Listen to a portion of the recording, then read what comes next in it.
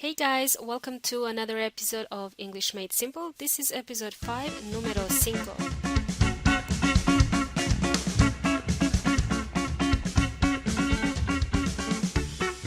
Hello, my name is Milena. Thank you so much for joining in to another episode of English Made Simple, número 5. Alright, now when I say hey guys or hello guys, I mean girls too. It's just a very generic way to include everybody. Hola chicos, hey guys, how's everyone doing? Right? Okay. So I want to ask you a question. I want to ask you a question. How many of you have downloaded Duolingo app since my last episode?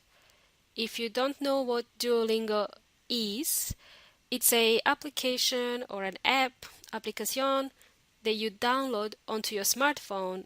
It helps you learn English for free. It's 100% free, and if you haven't done it yet, download it today. And also listen to my previous episode. It's gonna help you a lot. Alright, in this episode, I want to mention some common mistakes made by Spanish speakers when they speak English. I noticed that when I came to Chile, I've met a few speakers at different levels of English, and they all seem to make these same mistakes. Now, it is okay to make a mistake, and we are all humans. I hope we are all humans. It is okay to make mistakes because we learn from our mistakes. Oh, God knows how many mistakes I have made. Sometimes I don't learn from my mistakes, but that's another story. Alright, so in this episode I want to highlight some common mistakes made by Spanish speakers when they speak English. Algunos errores comunes cometidos por los hispanoparlantes. Now, why do I want to mention this is I want to help you become more fluent in English. These minor mistakes you can fix today and you will sound more fluent when you speak English. So what I'm planning to do is I'll give you a few examples that you can fix today. A few examples of the mistakes that I noticed were made by Spanish speakers.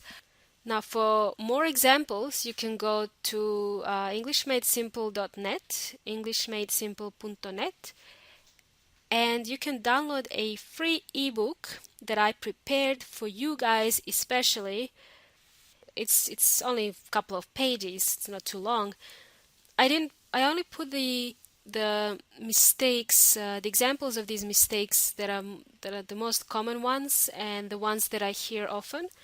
So I wanted to prepare this for you to help you out.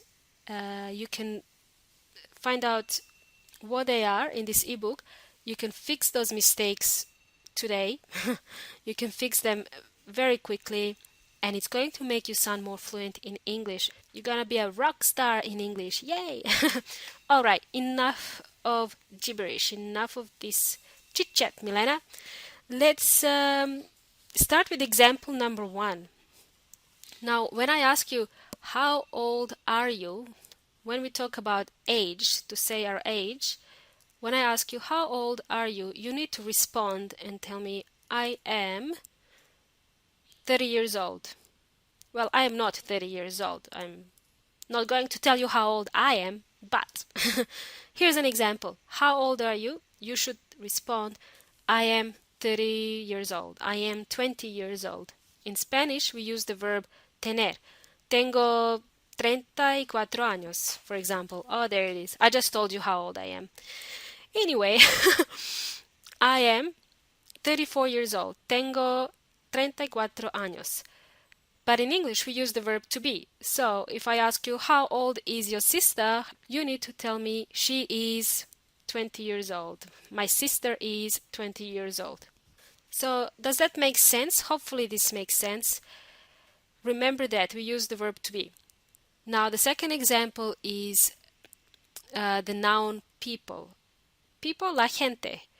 In Spanish, and I think also in Portuguese, we think of people as one group or a single noun, but in English we think of people as many individuals.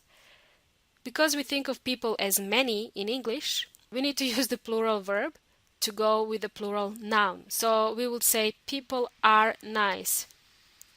We don't say people is nice. So we always say people are, we never say people is. Just remember that. I hope you agree with me on the next one. The next example I'm going to give you, and I'm going to make this a last example because I want you to go and download the rest. Don't want to go and overwhelm you in this episode. So in the last example, I'm going to use the verb agree. So hopefully you agree with me on this. Some Spanish speakers always say I am agree. I am agree is not correct in English language. Estoy de acuerdo in Spanish. It's actually I agree in English. We don't say I am agree. De acuerdo is an adjective in Spanish, but in English agree is just a verb. So we need to say I agree. So if I ask you, do you agree with me? You need to say, yes, Milena, I agree with you. You don't say I am agree. I don't want to hear this anymore. Alright? Okay, I said it. So go to englishmadesimple.net and download your free ebook. Find out some more examples that you can fix today. I hope this episode helped you a little bit. Until next time, guys. See you later, alligator.